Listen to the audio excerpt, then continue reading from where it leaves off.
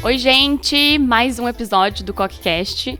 Sei que semana passada vocês ficaram com saudades, porque a gente não teve nenhum episódio. Mas hoje é um episódio bem legal, de um assunto que tá aí rolando bastante, bem atual, que é sobre a questão de Israel e Palestina. E para isso a gente trouxe nossos professores de história, o Nicolas e o Reinaldo, e 2 alunos do ensino médio, que é a Maria Eduarda e o Lucas. Confiram aí. Vem pra cá, vem estudar com Coque. Bom dia, boa tarde, boa noite. Sejam bem-vindos ao CoqueCast. Eu sou o professor Reinaldo, sou professor de História do Colégio Coque Itapetininga. Estou aqui para apresentar, junto com os meus queridos amigos, um assunto um tanto quanto interessante e que está nas páginas da internet, dos jornais, das mídias como um todo, no Brasil e no mundo. Ao meu lado está o professor Nicolas. Boa tarde a todos, boa noite, bom dia, enfim, independente do horário. Como disse o professor Reinaldo, estamos aqui hoje para comentar o conflito entre Israel e Palestina, tentando abordar as origens históricas, da onde isso vem e por que é um conflito que muitas vezes parece sem fim e sem solução. E nos acompanham aqui também 2 dos nossos melhores alunos da escola, que agora vão se apresentar para vocês. Bom dia, boa tarde, boa noite, eu sou o Lucas e a gente vai conversar um pouco sobre esse conflito entre Israel e o Hamas, vendo todo o contexto histórico, o conflito em si e até mesmo o envolvimento do Brasil. Bom dia, boa tarde, boa noite. Eu sou a Maria Eduarda Dimitrucchi, do 2º ensino médio, também do Coque. E nós vamos conversar um pouco sobre todo o contexto histórico de Israel se transformando, se montando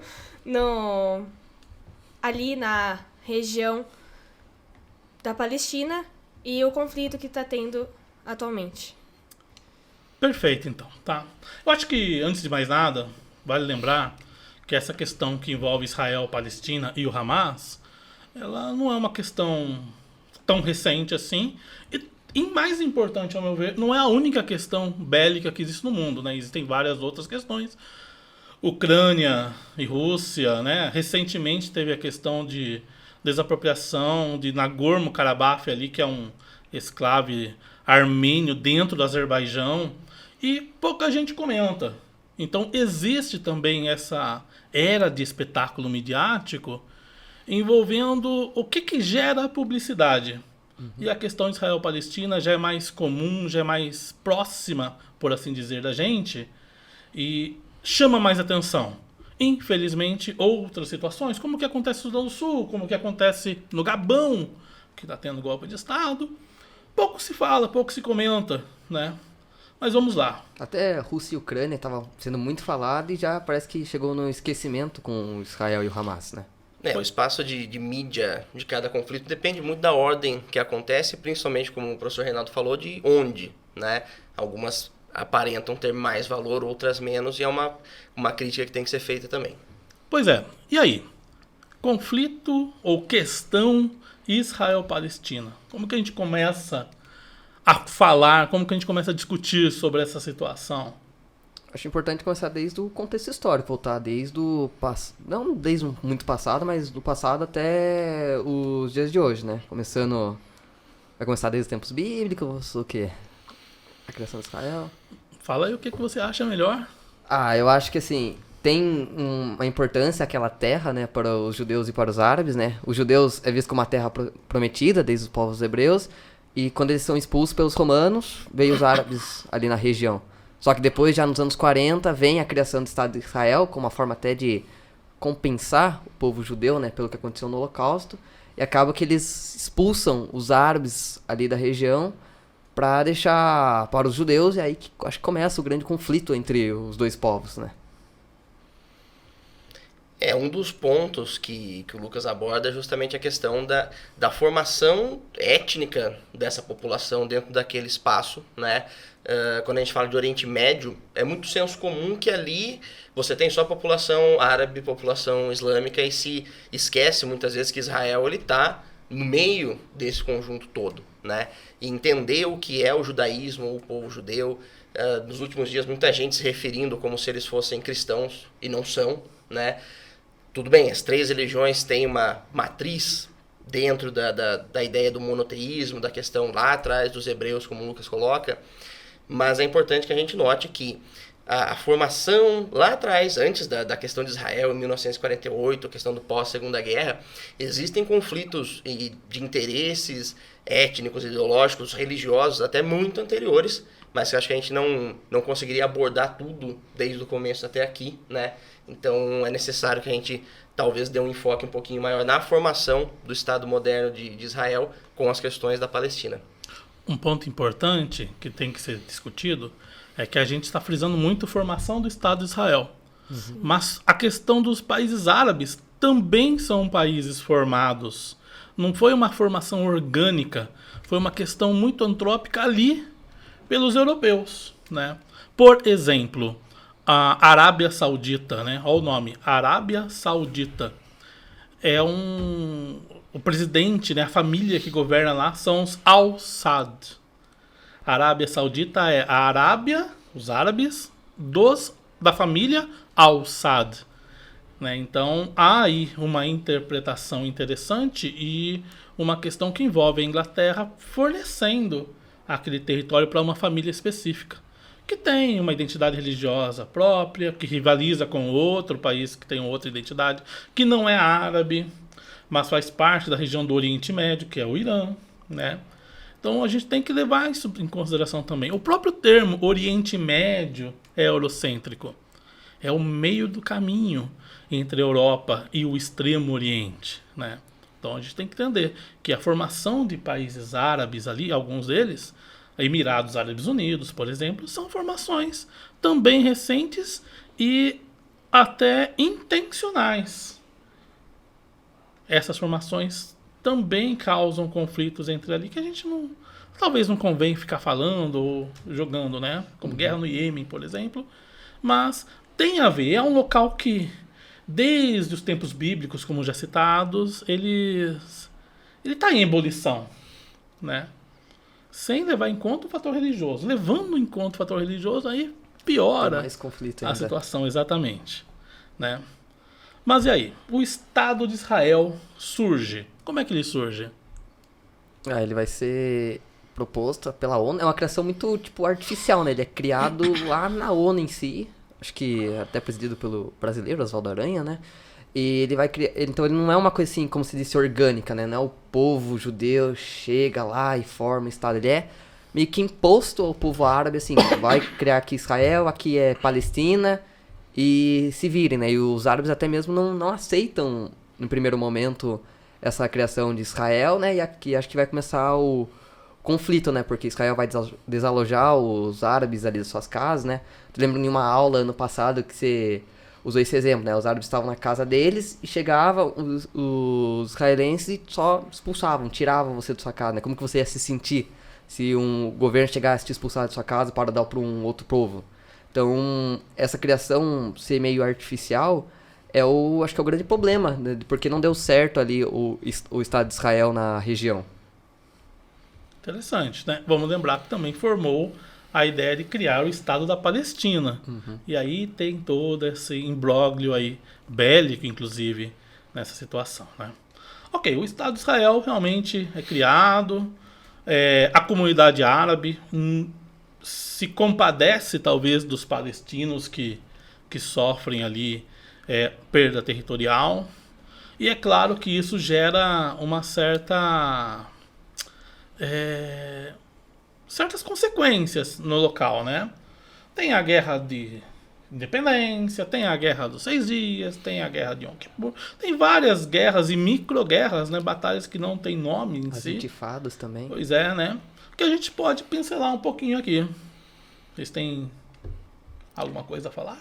Eu acho que a primeira coisa que a gente precisa entender é que até a fundação da questão israelense, como o Lucas coloca, é que muitas daquelas áreas dentro da região, elas faziam parte, na verdade, do Império Britânico, né, que tomava conta daquela área como um todo, e que a partir do momento que a Segunda Guerra finaliza, apesar da Inglaterra estar do lado vencedor, sai relativamente quebrada economicamente, em outros sentidos também, e ela vai arquitetar a sua retirada daquela região. E aí entra a questão da formação da ONU de um Estado que pudesse receber essa população de judeus.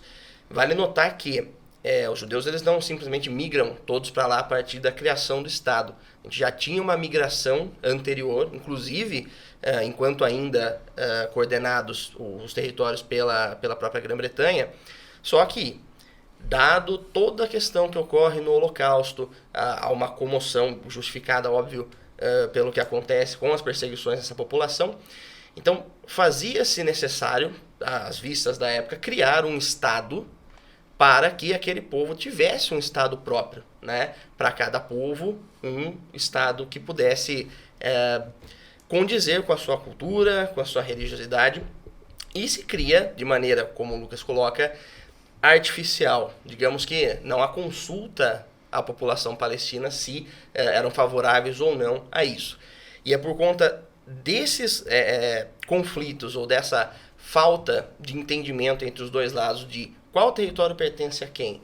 O direito de estar na terra é um direito histórico, ele tem um marco temporal, ele é decidido de que maneira? É dentro de um congresso, é dentro da ONU, ou leva-se em consideração quem ali já estava, né? Então acho que é aí que entra a questão, a partir de 1948, da formação desses estados, a questão do Estado palestino, que até hoje é muito complexa. Existe ou não um Estado palestino, né? Esse Estado, ele é representado por qual grupo? É o Fatah? É o Hamas? Qual é a orientação ideológica do povo palestino dentro disso? E para a gente chegar lá, acho que é necessário passar justamente pelos conflitos que o professor Reinaldo pontuou, que são imediatos, alguns, outros um pouco mais duradouros, mas essencialmente, nos últimos 80 anos praticamente, eles nunca acabaram. Eles têm pausas, mas eles não se resolvem. Uma coisa que você falou mesmo foi a ideia que já tinha colonos judeus ali na região da Palestina, né? E tudo isso começou desde a ideia do sionismo no final do século XIX. Então, por mais que muitos árabes foram retirados de suas casas, ali a Palestina não era abandonada pelos judeus. Já tinham judeus que foram lá desde das ideias do Theodor Herzl. Herzl é o nome dele, não sei dizer certinho. Então, essa ideia do sionismo já levou muitos judeus para a região, né? E por isso que acho que a Palestina foi escolhida por causa dessa ideia do sionismo, né? Então, e é importante falar assim de cada uma das guerras, né? Vai começar pela primeira? Pela primeira guerra árabe? Podemos tentar pincelar. Mas antes, uma palavra difícil aí, hein? O que é sionismo? Que eu não sei. Sionismo é a ideia do Theodor Herzl sobre o Estado judeu, em que ele dizia que os judeus, que eram um povo sem pátria, deveriam voltar para a terra prometida na Bíblia, que seria ali a região da Palestina, e fundar um Estado judeu. Então ele incentivou que muitos judeus ali no final do século XIX fossem para a região. Bem, tem um grupo de judeus ultra-ortodoxos que acredita que todos os judeus têm que chegar até Jerusalém para aí então acontecer a vinda do Salvador, né, do Messias, segundo eles. A reconstrução do templo e a vinda do Messias. A questão da cidade sagrada, ela também é importante. Na divisão, né, do território da Palestina e criação do Estado de Israel, a cidade de Jerusalém, ela ficou sendo um território internacional. É claro que para questões religiosas, né, questões que envolvem o poder espiritual, nem sempre aceitam facilmente que o território é internacional. Ainda mais os judeus, que, sim, Jerusalém é um território internacional, mas ela está ali, um enclave dentro do território que seria dos palestinos. É interesse dos judeus, né, chegar até Jerusalém de maneira como se fosse um corredor, né, e aos poucos vão diminuindo aí o território palestino. Bom, acho que cabe então entrar no conflito talvez da Guerra dos 6 Dias, para colocar a expansão territorial, claro. Né? Bom, quando a gente entra no contexto da Guerra dos 6 Dias, é importante notar que a gente já dá um salto de 20 anos, né, da formação de Israel para o final já dos anos 60. É importante sempre lembrar, não é só uma questão, de novo, Israel-Palestina. Tem que se levar em consideração todos os outros países que estão próximos, fazendo fronteira ou não, porque há, de novo, uma questão que envolve os países árabes como um todo. Então, a ideia de uma unidade de povo, um compadecimento, como o professor Reinaldo colocou, com o povo palestino em si. E no caso da Guerra dos 6 Dias, há um conflito muito importante, porque ele leva em consideração não só Israel, mas também a Síria, a Jordânia e o Egito, que juntos vão tentar, de alguma maneira, reduzir a expansão dos interesses israelenses na região. E um elemento que acho que falta a gente citar aqui, que é fundamental, tudo isso num contexto de Guerra Fria, né? A gente não pode esquecer dos interesses dos dois grandes blocos da época, que eram o bloco capitalista, com a liderança dos Estados Unidos, e o bloco socialista, com a liderança aí da União Soviética, da Rússia, né? E Israel ele vai se tornar um Estado que tem um apoio gigantesco da principal potência capitalista, que são os Estados Unidos. E é importante a gente notar o porquê que os Estados Unidos vai ter essa interferência. O que interessa um país que está lá do outro lado do mundo, como o Reinaldo colocou a ideia de Oriente Médio, o que interessa esse local para os Estados Unidos, né? Então é basicamente a construção de um Estado que, de certa maneira, seria um pilar de defesa das ideias do capitalismo, colocado dentro de um território extremamente importante e estratégico para as disputas dos dois blocos dentro da Guerra Fria. Existe a questão do Egito, né? O Egito tem o controle de um dos principais canais do mundo, né? O canal de Suez. Vai ter um mapa aqui para vocês verem. Aqui. O canal de Suez, ele liga ali o Mar Vermelho ao Mar Mediterrâneo e facilita muito a circulação de mercadorias, né, entre a Ásia e a Europa, principalmente. Não sei se vocês lembram, teve um navio que fez um drift lá, o Evergreen, né? Evergreen. E deu Travou. um gasto enorme para o mundo aí em bilhões de dólares por dias, né, travados ali. É um canal bastante estratégico. E Israel tinha acesso ao Mar Vermelho e o Egito resolve fechar o canal. O Egito resolve tomar conta da Península do Sinai, aos poucos aumentando o território, né, daquela região. Chega a controlar até Gaza, né? Não sei se Sim, sim. E é claro, os palestinos que estavam descontentes com a situação começam a formar pequenos agrupamentos armados.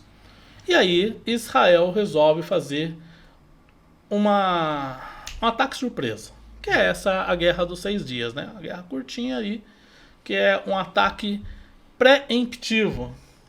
A desculpa é, vou atacar antes Que de aconteça ser alguma coisa. atacado, exatamente. Então, esse foi o argumento, né? Eles, os palestinos estão armando alguma coisa. Então, antes que aconteça algo de ruim com a gente já ataque.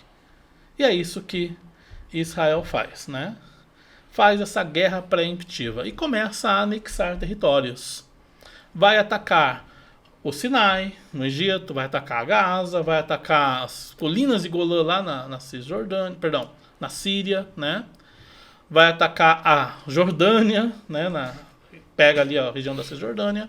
E em questão de pouco tempo, Israel já tem o triplo do tamanho que ele tinha, de acordo com a divisão, né, com a criação do Estado pela ONU, né? Obviamente isso gera consequências terríveis, não só para aquela região como para o mundo. No mundo que está tendo a Guerra Fria aí como escopo, né? E a partir dessa expansão territorial, isso vai causar justamente uma sensação, né, de revanchismo dentro dos países árabes que acabam perdendo, né, o conflito. Há uma justificativa de Israel que esse ataque preemptivo, né, esse ataque preventivo, ele na verdade só adiantou algumas horas de um ataque que seria inevitável dentro de algumas horas, que o Egito atacaria primeiro. Mas enfim, o resultado realmente é uma expansão territorial gigantesca. E, consequentemente, esses países árabes, então, derrotados, eles vão se aproximar do outro lado, que é o lado soviético, né? Então, a Guerra dos 6 Dias, ela marca justamente esse posicionamento mais direcionado e mais aberto. Israel, pró-Estados Unidos, e árabes, pró-União Soviética como um todo, né? E há dois movimentos de expansão ideológicos dentro desse sentido, que eram o pan-arabismo, na ideia da formação de uma liga de países árabes, mas que ele também é permeado por uma outra questão ideológica que é o pan-islamismo, né? Que a gente não pode confundir. O árabe, todo árabe, ele é islâmico, ele segue o Islã, ele é muçulmano, né? Então, de novo, questões políticas e religiosas muitas vezes andam lado a lado de mãos dadas, mas elas não são necessariamente a mesma coisa, né? E esse conflito ele termina com essa vitória israelense, essa expansão territorial gigantesca, e é necessário uma intervenção internacional que vai levar a um acordo de Oslo, né, que vai tentar definir justamente o que é que vai pertencer a quem. Então, quando a gente olha no mapa da região, a gente vai ver Israel, formado mais ou menos na área central, e recortado por 2 territórios que vão ser destinados, então, à população palestina, né? Uma que não se tem falado tanto ultimamente, que é a Cisjordânia, e do outro lado, a mais famosa por conta do conflito atual, que é justamente a faixa de Gaza.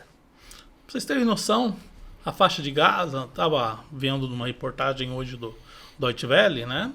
A faixa de Gaza, ela é muito pequena, né? Ela tem ali de largura a mínima de 6 quilômetros de distância. É algo surreal de pequeno. E é um dos locais mais povoados do mundo, né? Tem mais de 100 mil habitantes por quilômetro quadrado. Então, é muito pequeno. Muita gente, qualquer ataque, qualquer míssil, qualquer coisinha que exploda lá, Vai matar muita gente. acaba Como vem matando. gerando, né, muitas e muitas vítimas. Existem alguns corredores e tudo mais, mas vamos continuar aí a ideia das guerras. Vamos seguindo aí, né? O Acordo de Oslo, ele vem, né, por causa de uma outra guerra que acontece também, a famosa guerra de Yom Kippur, e aqui cabe também a ideia que existe uma guerra de narrativa. Sim. Guerra de Yom Kippur é o nome que os judeus dão para essa guerra. Vocês sabem o nome dessa guerra para os árabes? Para os palestinos? Não, eu só sei que Yom Kippur é um dia um dia festivo, de certa forma, para os judeus, que é para eles um dia mais para eles ficarem mais calmo na deles. Reflexão. Dia do reflexão. perdão. Né? Em árabe era o Ramadã, né?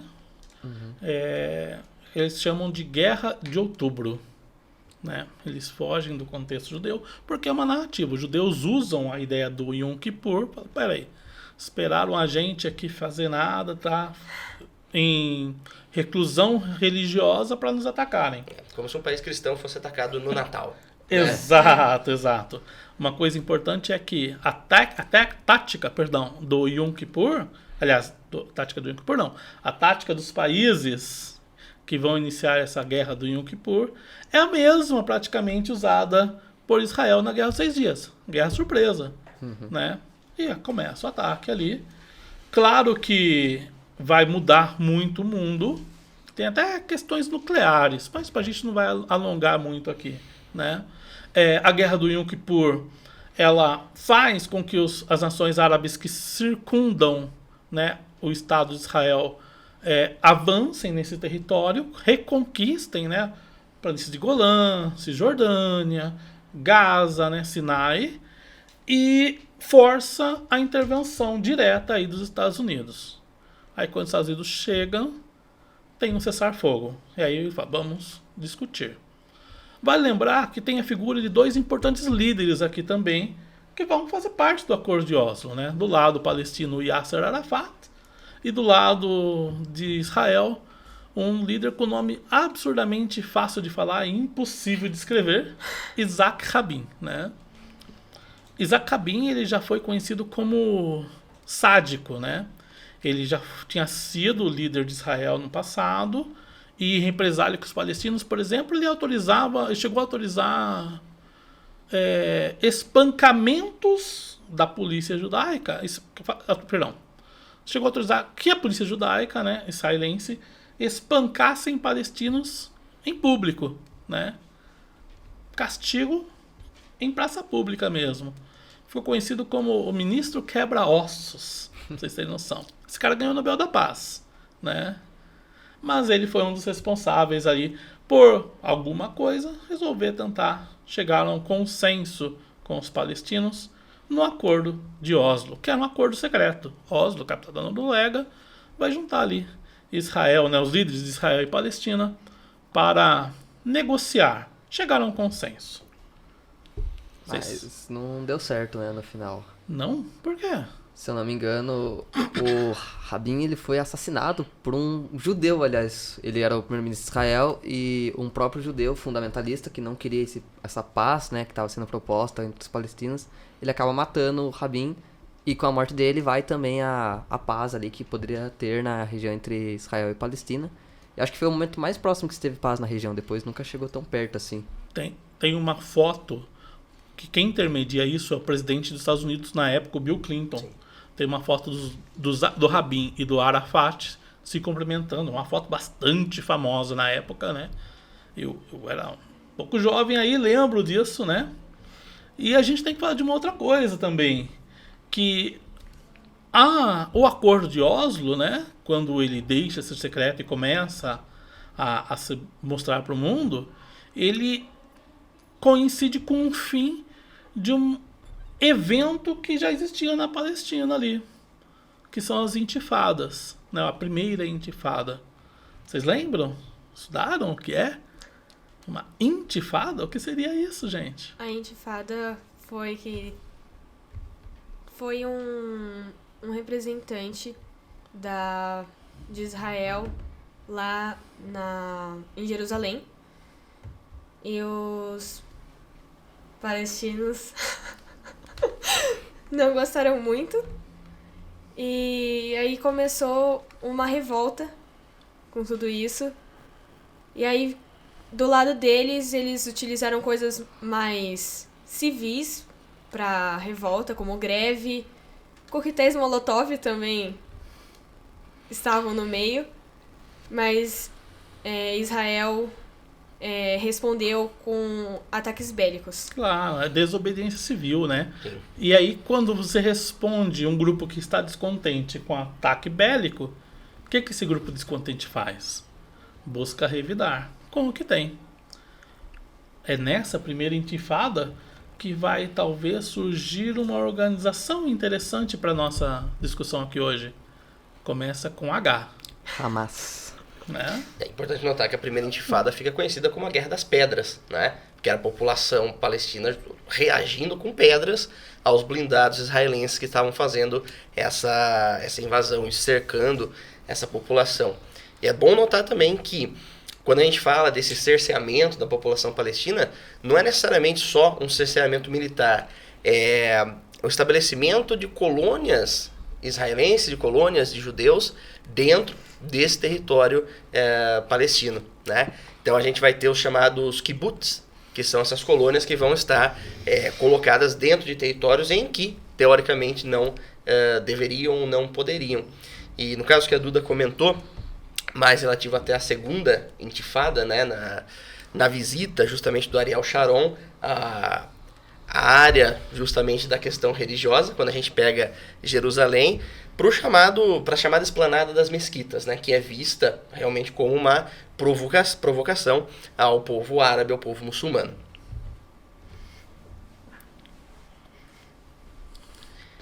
Vocês sabem o que é a esplanada da mesquita? Não. Você sabe? Quer tentar? Deixa quieto, Pergunta pode de falar. dólares. É um templo muçulmano, né, famosíssimo em Israel, em Jerusalém, que existe há mais de 1000 anos e está bem em cima de um templo que já foi judeu. E não é um templo qualquer, é o templo onde estaria a Arca da Aliança, o segundo mais importante templo judeu, né, depois do Templo de Salomão, por exemplo. Então é uma afronta, como o professor Nicolas disse aí, né? Você está colocando que a sua religião se sobrepõe à outra, né? Muito complicado. Só para deixar claro, existe outro templo também muçulmano ali, né? Que é o Domo da Rocha, em Jerusalém, que é onde supostamente é a rocha que Abraão iniciou ia sacrificar o Isaac, seu filho, e Deus, né, veio conversar com ele, iniciando aí o processo religioso, tanto judaico até depois islâmico, quanto bem depois os cristãos, né?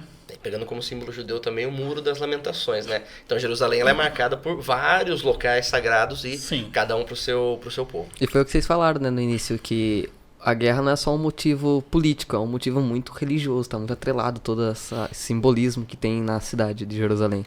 Pois é. Os acordos de Oslo, né, de paz, quase deram certo, mas são acordos de liderança. Liderança política nem sempre são lideranças religiosas. Há fundamentalismo. Há fundamentalismo cristão, há fundamentalismo judeu, há fundamentalismo islâmico. E isso culminou com o assassinato do Isaac Rabin, né? Vamos lembrar, tanto Yasser Arafat quanto Isaac Rabin e o Ariel Sharon ganharam o Prêmio Nobel da Paz por tentar, naquela época, chegar a um acordo e cessar a guerra de vez. Não deu certo. O mesmo Ariel Sharon, em 2001, declara guerra contra a Palestina, né? Declara que não pode existir Estado palestino e dispara mísseis em Gaza. E pior, acaba construindo um muro, maldito muro, né? Separando aí, do outro lado, o Estado de Israel da Cisjordânia, que é a região palestina.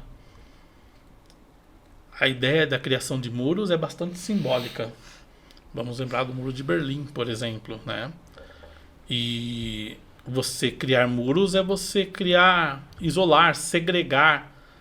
E o povo judeu foi segregado na Alemanha pré-Holocausto. Foi colocado em campos de trabalho e tudo mais, né? E antes disso, em guetos. Então, a gente percebe que tem uma certa intencionalidade em jogar os palestinos da Cisjordânia do lado de lá do muro. E o pior, esse muro sempre vai aumentando, né, apertando mais, diminuindo mais aí a região da Cisjordânia. Esse muro, né, eu vejo na mídia falando que é usado como a maior prisão, né, de todos, esse muro com os palestinos. E até falam que, por causa desse muro, o Estado de Israel estaria cometendo um apartheid com o povo árabe, né? Segregando, separando do povo judeu. Justo. E toda essa situação ela é vista pela ONU. E a ONU fala, Israel, para de fazer isso. Israel devolve a região para os palestinos. Israel para de atacar os palestinos. E Israel ignora as orientações da ONU. Então os palestinos resolvem contra-atacar. Vai ter a segunda intifada, vão surgir movimentos fundamentalistas radicais, como o Hamas, e que culmina no que a gente viu esses dias, né? Ataques armados contra o Estado de Israel. Né? Quase uma revanche, né? E esses ataques claramente financiados por outros países árabes. Isso é importante. Não consigo falar quais países árabes aqui, mas a gente pode imaginar. Irã não é árabe, mas sim, né? Uhum. É um país que declaradamente fala que apoia o Hamas. Tem Omã, tem a própria Arábia Saudita, tem Líbano, que tem um outro grupo terrorista ali também, o Hezbollah, né? Falando nisso, tem a discussão sobre o Hamas ser ou não terrorista, que é importante a gente deixar claro aqui, que é uma guerra de narrativas também. E esses grupos financiam. O Catar, que teve Copa do Mundo, né? Então a gente não vê muito boicote aos países que financiam essas guerras. A gente vê boicote a pequenas minorias. E é claro, a gente vê aí hoje o primeiro-ministro de Israel, Benjamin Netanyahu, né, contra-atacando, usando o ataque do Hamas como justificativa para contra-atacar a faixa de Gaza, que é a situação que nós temos hoje.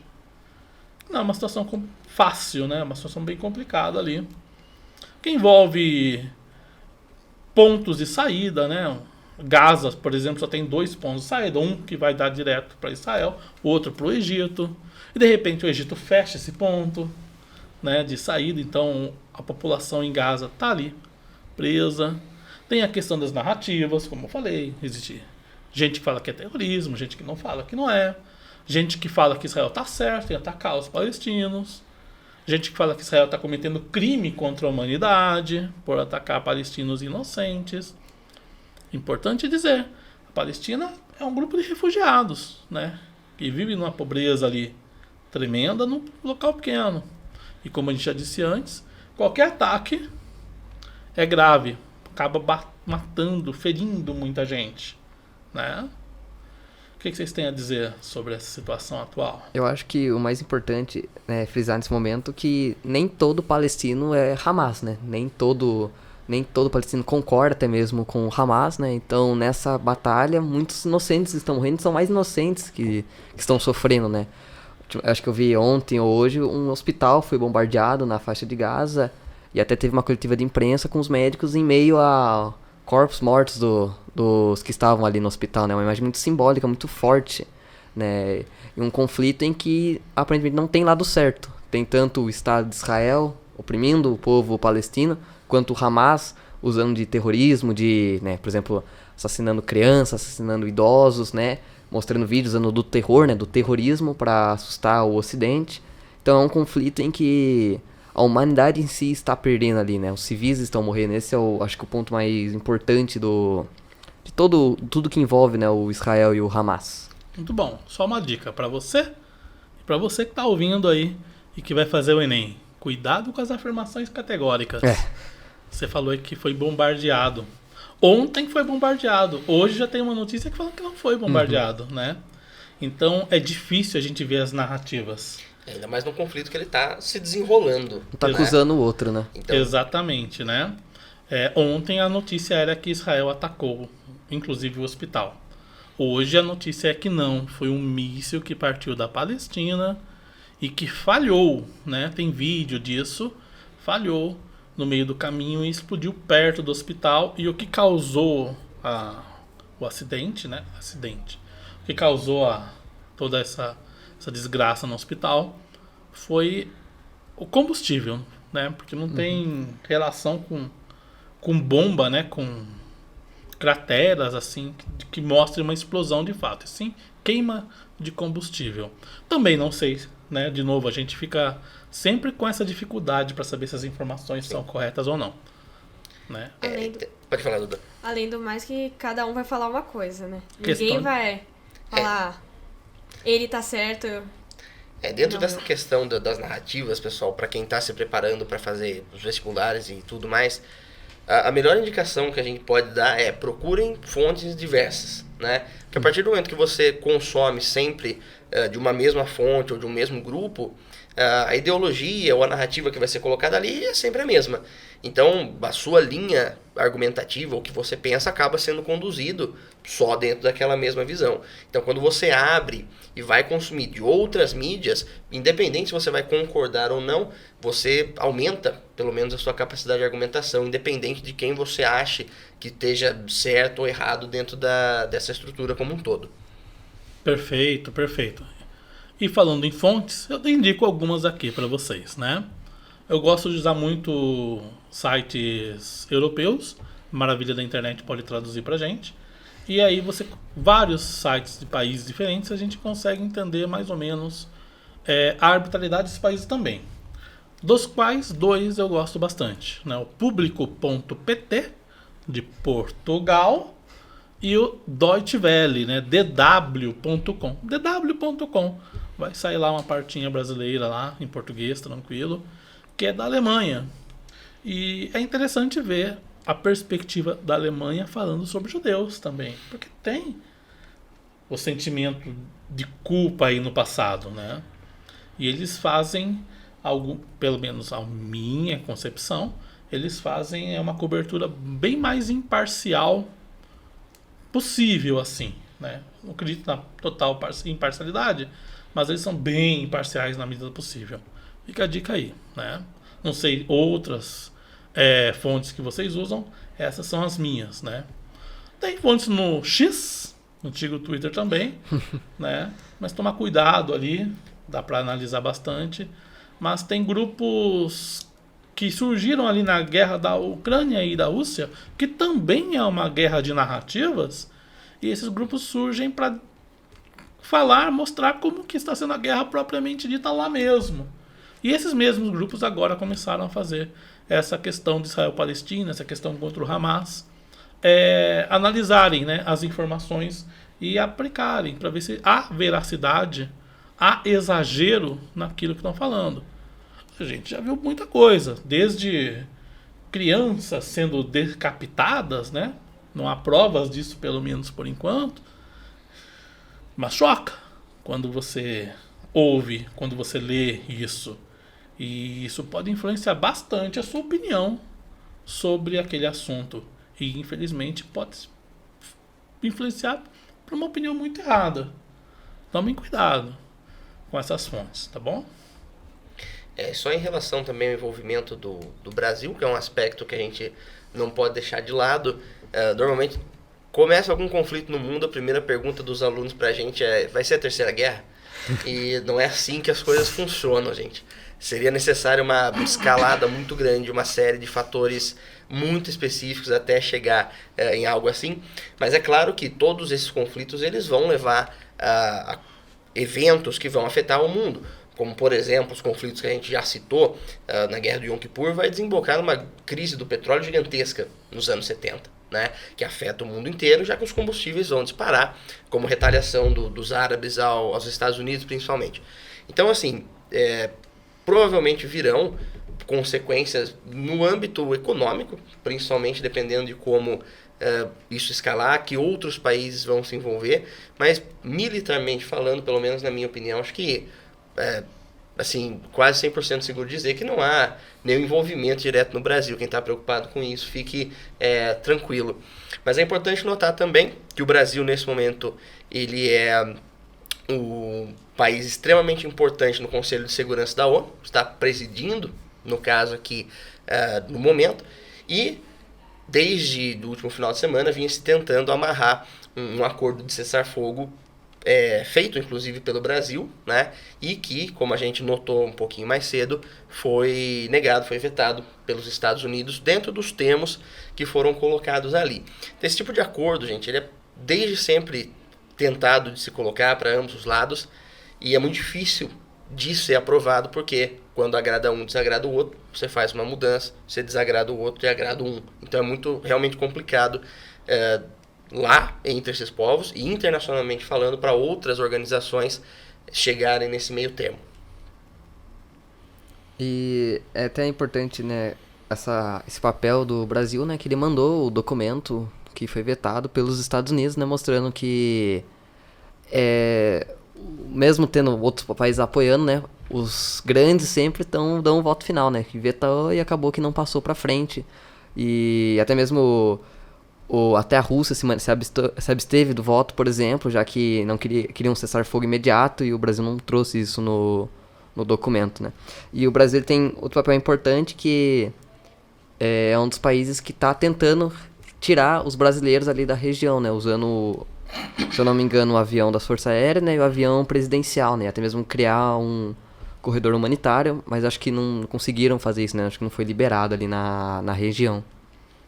É necessário um acordo com o Egito também, né, para a abertura desse corredor na outra fronteira, que no momento também está fechada e está sendo bombardeada também. Então, nada é tão simples quanto às vezes possa parecer. O Brasil tem histórico, né? Faz intervenção no Timor-Leste, fez intervenção no Haiti, tem histórico para lutar pela paz. A própria criação do Estado de Israel, você bem disse, né? Teve influência aí e participação de um líder na época brasileiro também, né?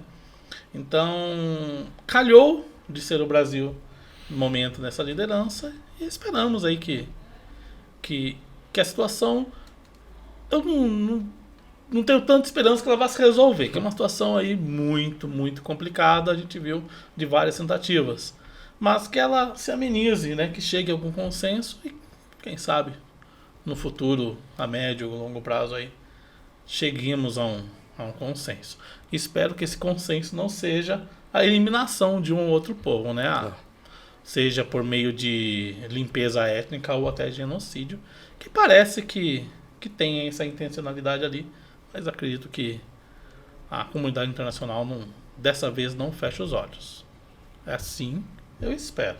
Torcemos também, né? Cada dia é uma novidade diferente, então a gente realmente espera. Até porque historicamente já há exemplos, né, de que esse tipo de situação não pode acontecer e muito menos se repetir, né? Pois é. E vocês, meus queridos alunos, tem alguma dúvida, alguma coisa pra perguntar pro Nicolas? Porque eu não sei responder mais nada. É ele agora que vai... Alguma dúvida? Sei lá, né? Acho que a chance de um conflito em grande escala, como você falou, é baixa, né? Muito difícil ter um grande conflito. Nem uma terceira guerra mundial, mas uma intervenção direta de outros países. Acho que isso depende muito, Lucas, realmente de um estado como o Irã, por exemplo, que o Reinaldo citou, apoiar abertamente o Hamas. Por enquanto é tudo ainda muita suposição, né? Então um apoio aberto e oficial, isso levaria aos outros países a terem que se posicionar também, né? Então, por exemplo, chegar numa escalada nuclear, por exemplo, é muito, muito difícil, a chance é muito pequena. Não vou dizer que ela é inexistente, mas é muito improvável. Sempre é possível, né? Mas é importante que outras guerras começaram assim também, com guerras localizadas. Como a gente falou lá no início do podcast aqui. Existem outras guerras no mundo, tem interesses. Sei lá, quem que tá alimentando o Sudão do Sul com armas, né? Tem alguém ganhando dinheiro com a guerra no Sudão do Sul, com a guerra lá no Mianmar, com a guerra no Iêmen. E a guerra da Rússia e Ucrânia não acabou também, exatamente, né? Então tem interesse. A Primeira Guerra Mundial não começou com o assassinato do Príncipe Ferdinando, né? Foi um estopim, sim, mas tá acontecendo coisas ali que vão culminar assim. A Segunda Guerra também, né? Alianças vão se formando. Então, no mesmo momento que a gente vê o presidente dos Estados Unidos indo até Israel e visitando Israel, indo visitando é redundante, né? Ali a gente vê o presidente da Rússia se reunindo com o presidente da China, o primeiro-ministro da Rússia com o primeiro-ministro da China, né? E aí? A gente começa de repente a perceber alianças sendo formadas. Vai dar em alguma coisa? Espero de coração que não. É Né? uma nova Guerra Fria, né? Estados Unidos apoiando Israel, os russos apoiando os palestinos. E há de se observar, ainda não aconteceu, espero que não aconteça, mas China e Taiwan é uma possibilidade aí nos próximos anos também de um aumento de tensão. Ensaios existem, né? A gente vê a Coreia do Norte fazendo ensaio bélico o tempo todo, mas a gente não sabe o dia que o Kim Jong-un tiver pra morrer lá, ele fala, vou apertar o botão aqui do míssil, agora de verdade. Aí quebra, né? Não temos como saber. Dá medo.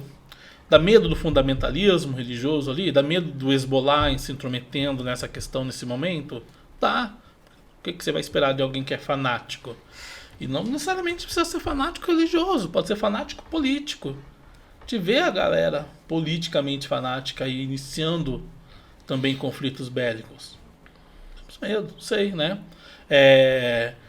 O Iraque teve ali a formação do Estado Islâmico, Daesh, né? Extremamente fundamentalista. E financiado também. Alguém tá dando dinheiro. E que também não acabou, né? O Estado Islâmico ele Pois vai é. atuar na África, né? Até apoiam o Hamas, né? Alguns estados fundamentalistas. Pois é. Aí seria outro assunto, né? A gente pode continuar aqui ad eterno falando. A gente nem falou, por exemplo, dos curdos, que é o maior povo, a maior nação sem pátria desse mundo, né? E que tá brigando por uma guerra também. Tem o povo Yazidi, que também tá sofrendo perseguição ali pelos turcos, pelos iranianos e Ninguém fala, né? A quase mídia... ninguém fala, né? Por enquanto, ninguém fala, mas isso pode gerar estopim. A intifada começou assim. Começou com pessoas aguentando. Até que chegou uma hora que falaram, não dá mais. A Revolução Francesa começou assim, né? Com pessoas sofrendo até que pensam que numa hora não dá pra aguentar mais. Vamos partir pra briga. Nem que a gente morra. E o ataque do Hamas começa assim, né? Estavam aguentando a opressão de Israel, não aguentaram, Certo. né? E atacaram. Lembrando que a gente não tá justificando o ataque obviamente. do Hamas, Sem né? dúvida. Só se... Mas e aí? Hamas é terrorista ou não é? Depende do referencial. E que referencial? Os Estados Unidos, se eu não me engano, colocaram, né? Estados Unidos, União Europeia como terrorista, o Brasil não. Tem diversos países que acataram a determinação, porém segundo as definições da ONU, ele não se enquadra como um grupo terrorista. Mas a determinação da ONU não é uma imposição, né? Então os países eles têm a liberdade de classificar determinados grupos como terroristas ou não, dependendo das suas próprias análises políticas do que e como cada um desses grupos age. Mas o que seria considerado tipo um grupo terrorista em si? Então aí entra justamente nessa questão. A ONU, ela é um órgão político. Então ela vai tentar se manter neutra em relação a essas ações, para que justamente ela não se torne uma espécie de alvo ou qualquer coisa nesse sentido, ou que aponte um grupo, uma minoria, como um grupo terrorista, que aí você cai na questão ideológica de novo, a ideia de um povo oprimido, quando ele reage, ele está sendo terrorista ou não está. Então é muito complexo realmente chegar a essa definição. Então esse ataque do Hamas há 11 dias atrás, para muitos países, a maneira da ação foi considerada pela violência. Aí entra de novo a questão de, aconteceu desse jeito ou não aconteceu? É falso, é verdadeiro? O que está chegando? Então fica muito a cargo realmente de cada país e com os seus posicionamentos e o que defendem classificar ou não. Mas normalmente vão ser ações violentas e que visam justamente essa questão do terror, a questão psicológica, da causa do medo em cima daquela causa. A questão do terrorismo até já caiu em Enem. É necessário fazer um exercício de alteridade. Enxergar o lado do outro, né? Eu lembro que na questão do Enem, parafraseando aqui, né? Fala de uma garota que é filha de um soldado, né? Filha de um soldado que vai mandar a carta pro pai e ela tira uma foto, escreve lá uma carta e ela tá com o livro religioso e armada, né? E aí é uma garota afegã lutando lá, né, mandando a carta pro pai que é do Talibã, né? E ela apoiando o pai contra os inimigos. E aí a gente começa a entender, peraí, mas isso tá sendo um apoio ao terrorismo? Mas e se fosse uma garota estadunidense, em vez do Alcorão tivesse a Bíblia, e lá armada, mostrando apoio ao pai que está lutando lá no Afeganistão? Né? Será que a nossa visão da garota ou do pai mudam? Esse é o exercício de alteridade, para a gente tentar entender o que de fato é o terrorismo. Mas é muito tênue, é muito complicado.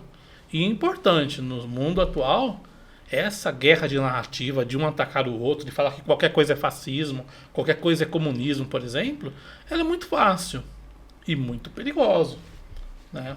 Perigosa. Por isso a questão de alteridade ao falar que algo é ou não terrorista, de um lado ou de outro. Não justifica nenhuma ação violenta, de maneira alguma. Mas a gente tem que entender, ser imparcial, procurar as razões, né? Porque a história é contada.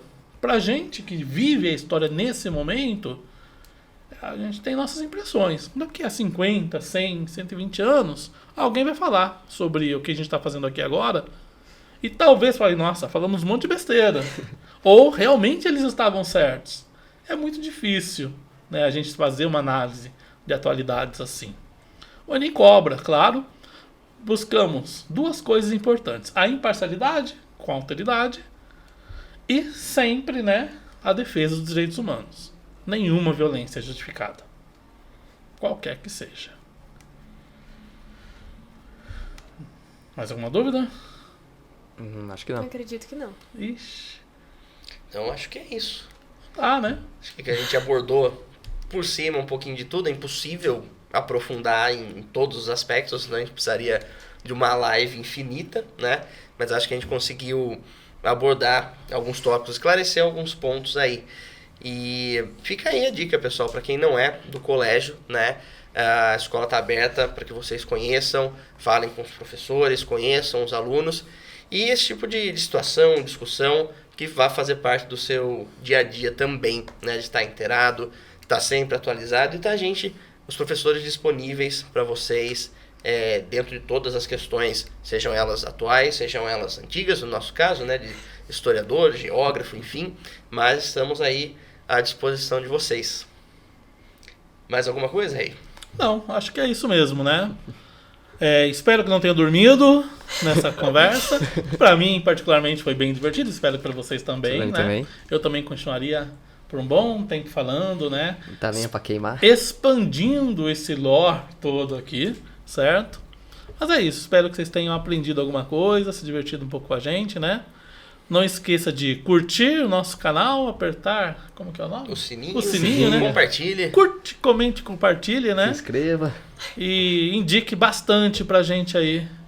Pra gente não, né? Pra gente não precisa. Pros outros, o nosso podcast, que é feito com amor e carinho pra você. Só todo marketing. E é isso. Se despeçam? Bom, eu queria agradecer vocês três aqui pela conversa. Eu acho que é um tema muito importante, foi muito gostoso a conversa. E é isso. Muito obrigado. Agradecer a vocês e a quem tá assistindo também por ter ficado aqui até agora, né? Muito obrigada por tudo. Até mais. Tchau, tchau. Tradição na educação é coque. Pra quem busca inovação é coque. Sempre a melhor escolha é coque. Pra quem quer resultados de verdade, anda logo, vem com coque. Pra todas as jornadas, pra muitos resultados, sempre a melhor escolha. Vem pra cá, vem estudar com coque. Matrículas abertas. Vem pra cá, vem estudar com coque.